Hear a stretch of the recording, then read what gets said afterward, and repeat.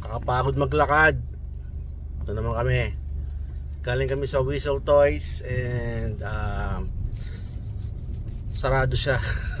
Pero actually bukas pa rin naman siya.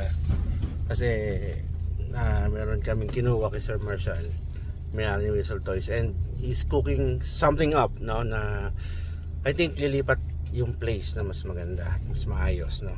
Kaya nagkwentuhan kami, bigyan kami konting teaser. Pero syempre hindi ko sabihin sa inyo kasi bawal pang sabihin. Pero may pinikap ako, ito mga soda sa store niya. Dahil palipat na siya, binigay sa atin ng syempre mura. Okay, so baka natin yung bagong location ni Sir Marshall. Okay, Tinok Talk out muna tayo. Bye.